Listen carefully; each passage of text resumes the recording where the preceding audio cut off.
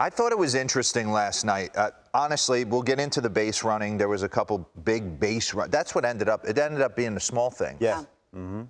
But I thought Jacob deGrom, before we get into this, McVay, I used to sit, when I first came up to the big leagues, huge riding pine with the Atlanta Braves, right? Mm-hmm. Double switch guys. So I sat next to 3 Hall of Fame pitchers every night and just peppered them with questions. And the thing I took away from the greats is they super simplify the game. The game's very simple to them. They don't overanalyze anything. If you can't do something, they exploit it. Greg Maddux used to sit there and go all the time, why would I show this guy anything else until he proves to me he can hit X, Y, and Z? And he would just stay there. Yeah. And went on to be one of the greatest pitchers.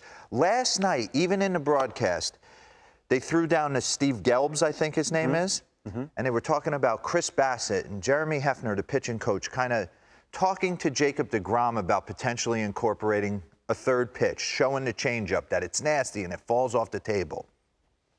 And last night, as I was watching him pitch, I felt like I'm not going to sit here and criticize Jacob deGrom, but there were moments where he got cute for me, and no one can hit you.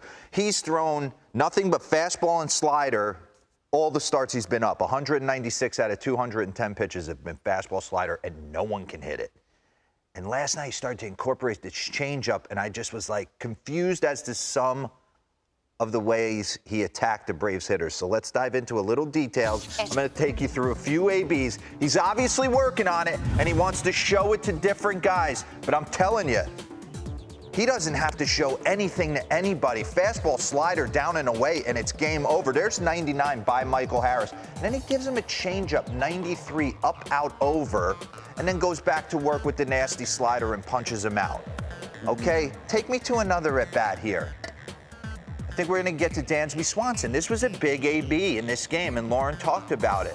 Little slider away. Maybe he didn't have a true feel for his slider right there, but a changeup middle of the plate to right on right to Dansby Swanson just was an odd pitch to me. With a 4.5 game lead in the division, trying to push it to 5, I just thought some of the pitches he threw and some of the sequences he threw, it was almost like he was working on something, or he didn't feel like he had a great slider last night. That's a strike. Bucko 1, he doesn't get the call. Robert, he can throw 100 right down the middle. He could almost tell guys it's coming, and I don't think they can barrel it. And what happens here? Changeup, non-competitive, 2-2, easy spit for Austin Riley. Back in the zone and gets a slider that kind of hangs in the middle of the plate, and he's able to deposit it up the middle for a base hit.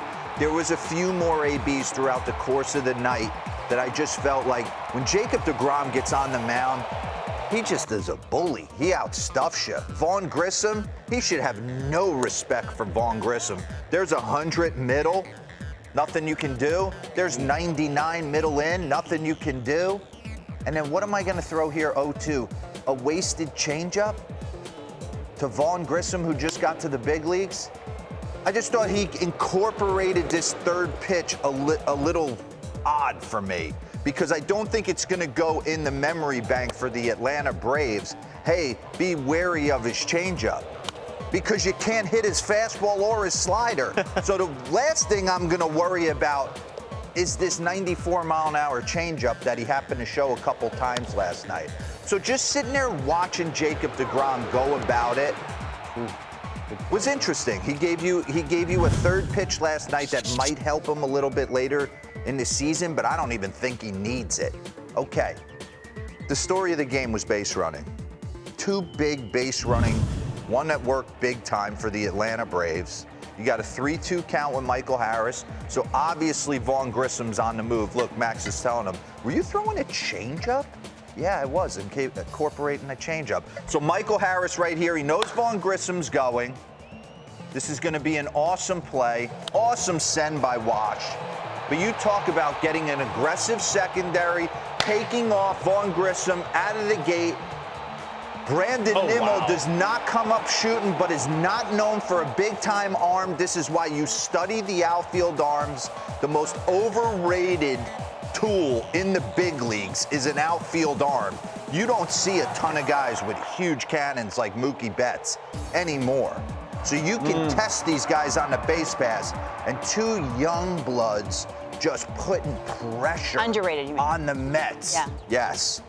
Oh, It was wow. just a great send by Wash, but just aggressive base running out of the gate by Vaughn Grissom to give them the chance. How many teams are actually making that send? And then on the flip side, you got Francisco Lindor on base in a big spot. He has got this bag completely stolen. And I know people can knock Pete Alonso. Why are you swinging when you know you got Lindor on second base? I don't fault him for swinging at 93 middle right there. He's been scuffling. He wants to be aggressive in that spot. I also don't fault Francisco Lindor.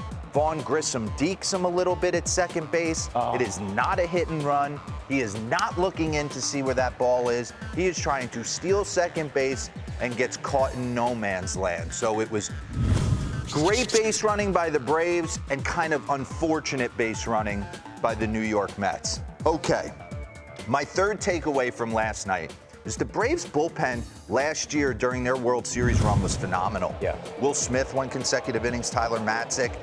I think this year's version might be better. A.J. Minter was throwing bullets last night, 97 right by you, and he turned right here. Look at him looking at Snit. You do not need to come get me if you don't want to. I got the next guy. I know he's a right-handed batter, okey doke, because we got Raisel Iglesias, who we picked up at the trade deadline. Another devastating closer who's been phenomenal since he's come over. Little two-seamer in on Starling Marte. Firewood right there for his bat. And then Kenley Jansen. How soon we forget, Lauren. He's had a couple blips in his entire career, but he has been darn good again. 28 saves. He's converted 16 of his last 17. He has been dominant. So the Braves bullpen, actually, to me, you throw in Colin McHugh. They got Kirby Yates back, Dylan Lee. There's so many weapons that Snicker has at his disposal. I don't think the Braves bullpen, I know the Dodgers, I think, are number one statistically. The Braves got to be right there in 1 or 2 in the entire National League in bullpen. I don't know who's coming out of the National League, but Gonna be hats epic. off to the team that does. Yeah. Dodgers, Mets, Braves, Phillies. Maybe they get hot.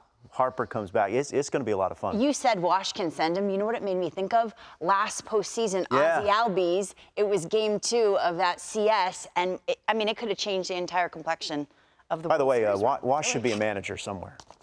He should have been a manager again.